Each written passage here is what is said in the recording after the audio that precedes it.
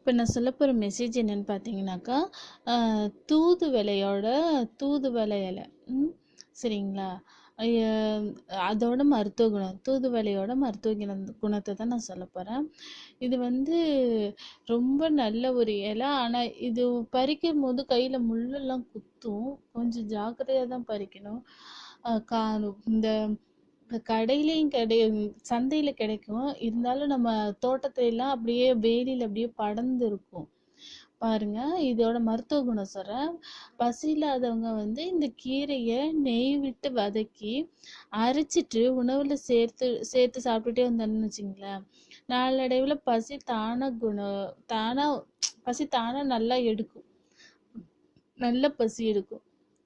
அதுக்கு அடுத்ததா தலைபாரம், உடல் வலி, இந்த மூக்குல நீர் வந்துட்டே இருக்கு, முதலே இந்த மாதிரி சளி பிடிக்கிற மாதிரி இருக்கு, தலை வலிக்குது, வாயெல்லாம் வலிக்கும், காது இது மாதிரிலாம் வலிக்கும் போது இந்த தூதுவளை இலைய வந்து நல்லா ரசம் வச்சு சாப்பிட்டோம்னு வச்சுங்களேன், அதுக்கு ஒரு நிவாரணமா இருக்கும். அதுக்கு அடுத்ததான் துளசி சாரோட தூதுவளை சாரும் ஒரு டம்ளர் காய்ச்சி பசும்பாலில் சிறிதளவு பசும்பாலோட கொஞ்சம் சேர்த்து குடிச்சிட்டே வந்தோன்னு வச்சுங்களேன், ஆஸ்மா நோய் போல் இழுப்பு வரும்ல, அந்த சளி எல்லாம் போயிடும். ஒரு மாதிரி கரு கருன்னு மூச்சு விட முடியாமல் இருக்கும் பார்த்தீங்களா, அதெல்லாம் போயிடும்.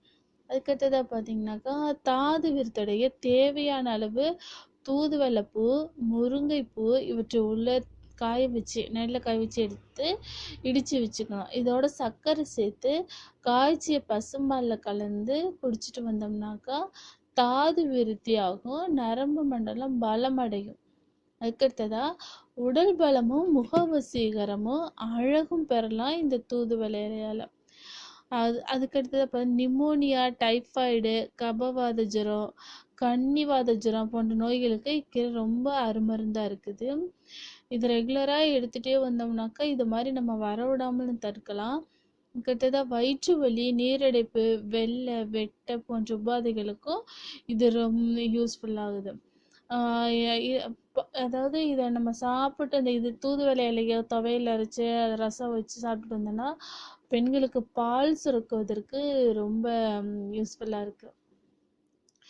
ஜுரத்தால் ஏற்படுற காது மந்தம், காது எழுச்சி, காது குத்தல் போன்ற நமைச்சல்,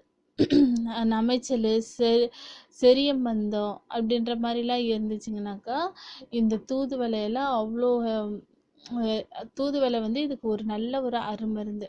இந்த தூதுவளையை நம்ம எப்படியெல்லாம் பயன்படுத்தலாம்னு பார்த்தீங்கன்னா, ரசம் வச்சு சாப்பிடலாம். ரசம் நம்ம எப்பொழுதும் வைக்கிற மாதிரி வச்சுட்டு இந்த தூதுவளை இலையை நல்லா அரைச்சிட்டு மிக்சியில் சாறு எடுத்து யூஸ் பண்ணிக்கலாம். அதுக்கடுத்ததான் தோசை மாவோட சேர்த்து பயன்படுத்தலாம்.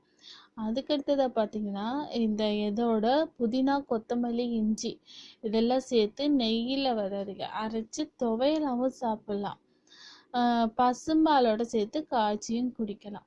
இப்படிலாம் செஞ்சுட்டு வந்தோம்னாக்கா நம்ம நோய் இல்லாமல் நல்லபடியாக ஆரோக்கியமாக வாழலாம். நம்மக்கிட்டேயே இருக்கிற பொருள், நம்மளை சுற்றி இருக்கிற பொருள், இந்த கீரையை நம்ம யூஸ் பண்ணி நமக்கு சளி தொல்லையிலேருந்து விடுபடலாம். மேலும் மேலே சொன்ன எல்லா நோய்களிலிருந்து நமக்கு நிவாரணம் கிடைக்கும். இது மாதிரி நல்ல நல்ல தகவல்களை தெரிஞ்சுக்கொள்ள மறக்காமல் சப்ஸ்கிரைப் பட்டனை அழுத்தவும். தேங்க்யூ.